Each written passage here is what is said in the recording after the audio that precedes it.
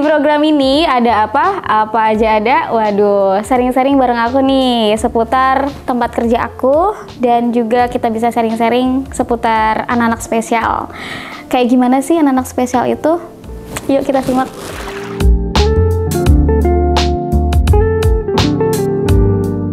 Ya, bener.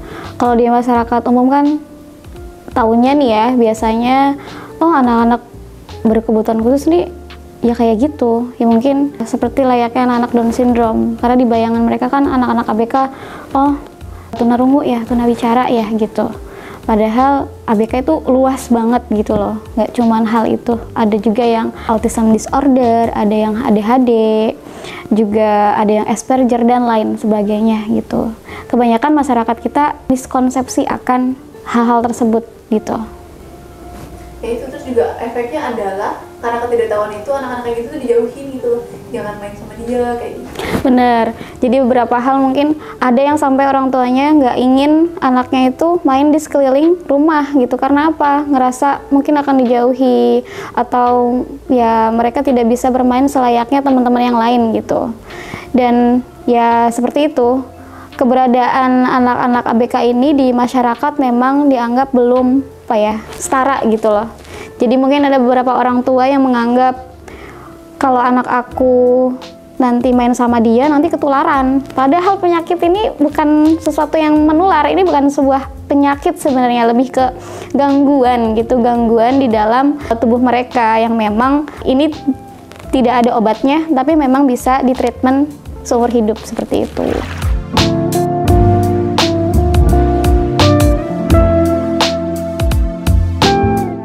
Sebenarnya anak-anak berkebutuhan khusus ini dilatih untuk bisa hidup secara mandiri.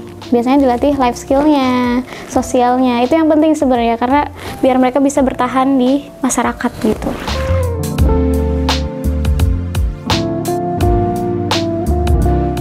Ya, sebenarnya inklusi itu kan bisa menerima anak dari manapun, dalam keadaan apapun, dalam kondisi apapun. Artinya apa? Tidak menolak murid, tidak menolak siswa gitu ya. Tapi kenyataannya banyak sekali sekolah yang masih menolak anak-anak berkebutuhan khusus. Karena beberapa hal, misalnya gurunya belum mampu menangani anak ini, karena mungkin kuota ataupun rasio dari gurunya cuma 2, anaknya di dalam kelas itu 20, ketambahan 1 anak ABK, mereka tidak mampu untuk mengatasinya gitu. Dan sekolah inklusi yang benar-benar inklusi itu, mereka harusnya bisa menerima anak dalam keadaan apapun gitu, dan mereka akan menangani anak-anak tersebut dengan sesuai kemampuan anak-anak tersebut. Jadi bukan ke teacher center, tapi juga ke student center ya, student center gitu.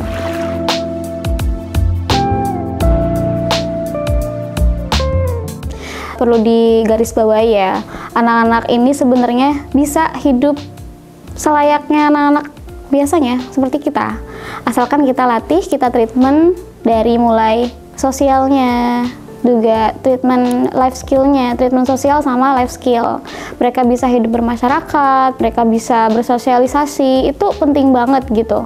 Dan seharusnya masyarakat pun mulai ada dikampanyekan ya, mungkin ya kita bisa membuat kampanye bahwa anak-anak berkebutuhan khusus itu bisa diterima dan bisa hidup bermasyarakat juga gitu. Harusnya bisa diterima. Kayak seneng banget sih kalau misalkan ada tempat kerja yang bisa menerima anak-anak ABK. Itu berarti kan memang memanusiakan manusia ya. Karena kita semua sama pada dasarnya manusia gitu. Nggak ada perbedaan, dan harusnya mereka bisa untuk menerima. Mungkin beberapa tempat nggak bisa menerima karena beberapa hal mungkin akan mengganggu, mungkin akan memperlambat, menghambat gitu ya.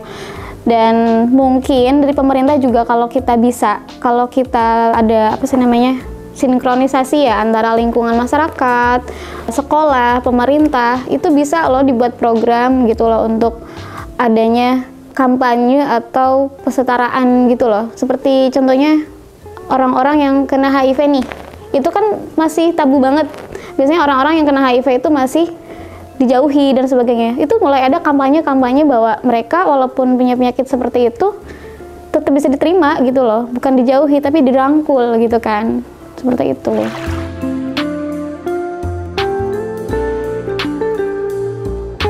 Biasanya nih ada beberapa hal ya, anak-anak ABK ini ada yang terlihat dari physically mereka seperti anak-anak biasa. Tapi ternyata setelah kita mengamati, meneliti, oh ternyata ada bedanya. Biasanya bedanya itu dari cara dia menanggapi kita, cara dia merespon kita. Ketika kita panggil, ternyata anaknya tidak melihat sama sekali, cenderung menghindari kontak mata gitu. Itu biasanya terlihat sekali ya ciri-cirinya. Menghindari kontak mata, cenderung melihat dari sudut mata yang tajam, seperti itu. Juga mereka menghindari sosial, kegiatan sosial. Jadi bermain dengan dunianya sendiri. Dia suka mainan ini, ya udah dia akan main ini sampai dia bosan gitu. Jadi seperti itu. Akan terlihat sekali seperti itu. Atau mungkin dari gerakan tubuhnya yang beberapa kali steaming, ada gerakan-gerakan tangan, itu juga bisa jadi indikasi seperti itu. Atau bisa jadi dari gerakan dia yang terlalu aktif berlebihan dibanding anak-anak lain yang tidak bisa berhenti, bahkan mungkin kalaupun terjatuh dia tidak bisa merasakan sakit. Nah, itu juga salah satu dari indikator tersebut. Cuman untuk lebih lanjutnya kita biasanya melakukan konsultasi ke tumbuh kembang ya, dokter tumbuh kembang anak gitu, atau mungkin ke psikolog anak. Itu biasanya nanti akan melakukan tes, beberapa tes seperti itu. Berarti itu nggak mesti bawaan lahir ya? Ya, beberapa faktor mungkin banyak ya, faktor-faktor penyebab anak-anak bisa menjadi ABK gitu ya. Jadi ABK itu kan macam-macam, bisa jadi faktor genetik, bisa jadi faktor obat-obatan, bisa jadi faktor makanan, minuman yang dikonsumsi, atau mungkin yaitu lifestyle ya, lifestyle gitu ya, pola hidup seperti itu. Dan mungkin ya habit kebiasaan gitu ya. Tapi yang pasti yang faktor utamanya itu biasanya karena faktor keturunan, itu juga sangat berpengaruh sekali gitu.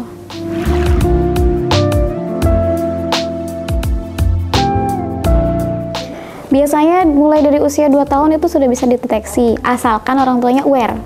Nah, masalahnya di sini kebanyakan orang tua mungkin ada yang merasa, oh ini kayaknya masih wajar nih, oh ini kayaknya masih memang perkembangannya gitu, atau mungkin kurang adanya literasi atau kurang konsultasi sama yang ahlinya gitu loh. Jadi beberapa orang tua ada juga yang deteksi dininya itu terlambat, baru usia 5 tahun baru dikonsultasikan gitu, padahal itu sudah jauh terlambat gitu sebenarnya gitu. Dan lebih bagus itu memang usia 2 tahun sudah dideteksi. Biasanya kan ada masa-masa di mana anak, oh usia segini sampai segini anak harus sudah bisa merangkak, babbling gitu. Ada yang udah bisa jalan, ada yang mungkin udah bisa panggil papa, mama gitu ya, papa, dada gitu itu. Tapi kok usia 3 tahun kok belum ada? Mungkin ada speech delay, itu kan harus dikonsultasikan sama dokter tumbuh kembang seperti itu. Emang yang pertama itu kan madrasah utama itu kan ya memang di keluarga ya, di keluarga. Jadi kalaupun pengen tahu perkembangan anak ya memang harus dari dini gitu. Sebelum awal menikah pun harus tahu, oh iya, udah siap belum? Sudah siap belum untuk mengandung, menyusui, masa perkembangan anak. Dan ketika kita melahirkan anak itu kan ada yang alhamdulillah normal, ada yang berkebutuhan khusus, dan cara menanganinya harus seperti apa gitu.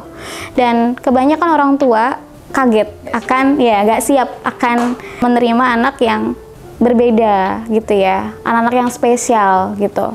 Jadi sedini mungkin orang tua ya, atau calon-calon emak di sana, calon-calon ibu, sudah ada literasi ya. Menikah itu bukan soal tentang kebahagiaan semata, tapi juga gimana nanti kalau punya anak mengurusnya, merawatnya gitu loh.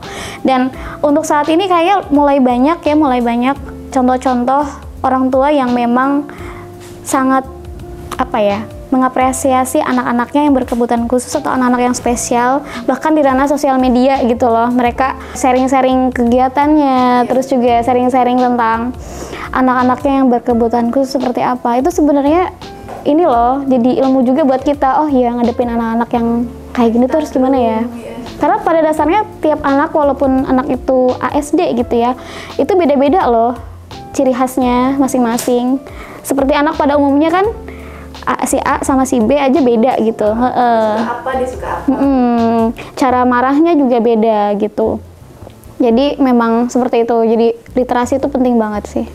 Jadi Kalau pesan untuk orang tua nih, saran buat orang tua ketika memiliki anak-anak yang berkebutuhan khusus atau mungkin ada ciri-ciri anaknya yang berkebutuhan khusus, bisa langsung dikonsultasikan ke tumbuh kembang gitu ya, ke psikolog anak ataupun ke dokter spesialis gitu ya. Juga kita perbanyak literasi, perbanyak panduan-panduan gimana sih cara menghadapi anak-anak, atau mungkin dari makanan-makanan yang mereka konsumsi. Karena berbeda ya, makanan-makanan yang dikonsumsi anak-anak ini dengan anak-anak reguler itu ada beberapa pantangannya begitu, dan itu harus benar-benar dijaga banget, karena kan kita aja pasti punya alergi ya gitu, kayak kalau kita terlalu banyak ini akan seperti apa gitu. Jadi kebutuhan tiap orang aja berbeda, apalagi ini anak-anak spesial gitu loh. Itu bisa apa ya, diulik gitu, dicari tahu apa saja yang harus dilakukan, dan memang harus lebih sabar dan sadar bahwa semua hal itu tidak bisa secara instan gitu. Kita melatih anak-anak yang reguler saja perlu kesabaran, apalagi untuk anak-anak spesial harus berkali-kali lipat lebih sabar gitu.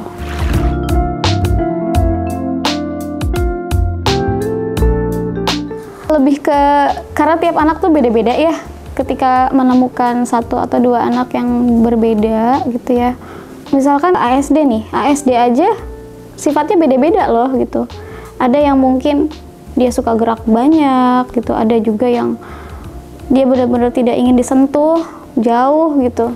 Ada juga, tapi ada hal dimana kita sadar bahwa mereka kalau dikasih sayang, dikasih cinta ya, kasih sayang, kasih cinta, kasih perhatian setiap hari, kebiasaan-kebiasaan yang baik, mereka tuh bisa, ini loh responnya bagus banget ke kita gitu. Bisa ingat, oh Bunda Mita gitu, Bunda Mita dipeluk, disayang. Sebenarnya mereka harus dilatih itu, simpati, empatinya gitu. Kuncinya itu ya, maksudnya konsistennya itu juga ya? Iya benar, konsisten. Gak cuman sekali dua kali, tapi juga itu jadi kebiasaan setiap hari gitu.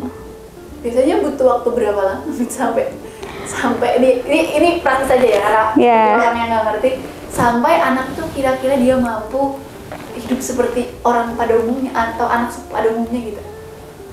Ada nggak? Kalau batasan harus berapa lamanya itu gak bisa aku jawab. Gak bisa aku jawab karena setiap anak itu beda-beda ya, beda-beda. Bahkan kita aja manusia pada umumnya ya, anak-anak reguler aja memahami dirinya baik buruknya, kelebihan kekurangannya aja kadang di usia dewasa gitu. Di usia mungkin remaja atau SMA gitu baru sadar, oh aku tuh kekurangannya gini loh, kelebihannya gini loh. Makanya dari zaman SD, SMP, SMA selalu ada pelajaran apa kekuranganmu, apa kelebihanmu. Itu kan sebenarnya melatih, merangsang diri untuk tahu apa sih potensinya gitu, apa sih yang aku nggak bisa gitu loh, aku nggak bisa apa, harus ngapain gitu kan.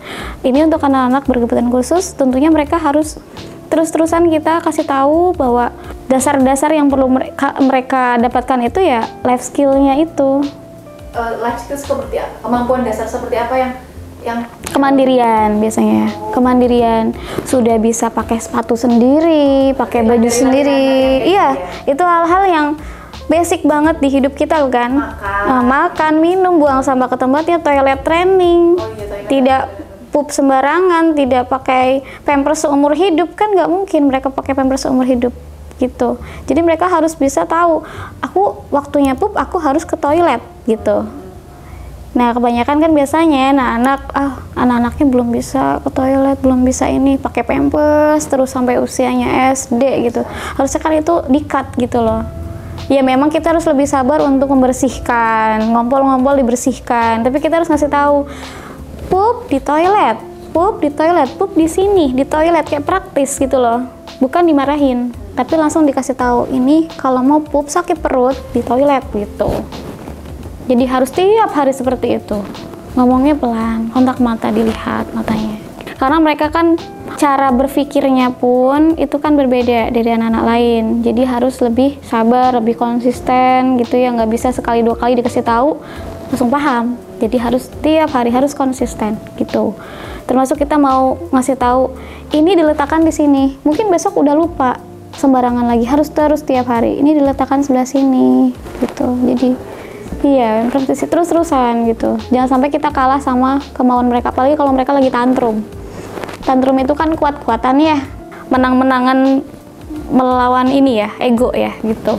Oh, kita suka nggak tega ya? Iya, aduh nggak tega gitu. Bullying. Itu senjatanya dia gitu, itu senjatanya dia untuk biar kita nurutin apa maunya. Kan kalau di orang pada umumnya kan anaknya nangis, udah cep nanti dibeliin es gitu. Nah, itu jadi senjata, besoknya aku bakal gitu lagi gitu. Besoknya aku bakal gitu lagi. Kalau nangis ternyata mamahku bakal ini loh, bakal nurutin aku loh gitu. Jadi kalau bisa apa?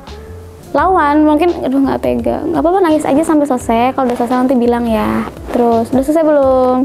Dihitung, boleh, dihitung juga boleh. Kadang anak-anak kan nangis karena mencari perhatian. Ada anak-anak yang nangis nyari perhatian. Udah kita hitung 1, 2, iya. Kita juga disabarin biar nggak emosi. Kalau kita kan kadang lagi emosi, lagi banyak kerjaan gitu ya. Jadi kayak, aduh ini nggak bisa nih, harus cepet-cepet selesai. Padahal ya anak-anak lagi nyari perhatian kita sebenarnya gitu. Terakhir, kalau kita punya salah, minta maaf.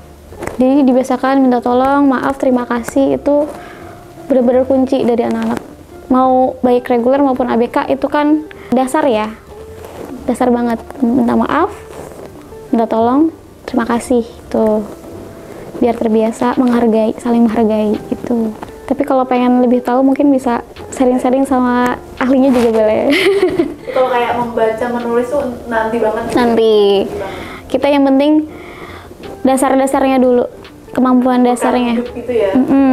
Life skill, social skill. Kita latih anak-anak untuk bermain bersama teman-temannya. Karena kebanyakan anak-anak spesial, menjauh dari kehidupan sosial, asosial. Nah, di sini teman-teman mungkin ada anak remaja yang sukanya aku enak introvert nih gitu, ngejauh. Sosok introvert ya, sosok introvert ya. Aku si introvert banget gitu ya. Menuju ansur sama Introvert dengan orang yang rumahan ya, anak rumahan yang mungkin nyamannya di zona aku lagi suka sendiri, tapi kalaupun ke sosial nggak masalah kan? Nggak masalah. Nah kalau anak-anak ini ada beberapa anak yang dia memang inginnya sendiri, kalau bareng sama temen-temen dia takut, mengalami ketakutan gitu. Pokoknya sentuhan sama temen aja nggak mau gitu. Lihat yang keramaian gitu tuh takut, pusing kepala mereka gitu. Sesuatu yang beda. Ke psikisnya mereka tuh ngaruh. Kalau kita kan nggak masalah sih kalau ada acara rame. Tapi ibaratnya nggak menolak dan biasa aja, ke tubuh juga nggak ngaruh-ngaruh banget gitu ya. Cuman lebih nyaman kalau di tempat yang lebih sepi aja gitu kan, normalnya gitu. Kalau anak-anak ini kan beda, anak-anak spesial tuh memang unik ya, dan setiap harinya selalu ada hal-hal baru gitu loh. Apalagi seneng banget kalau ada progres, ada perkembangan.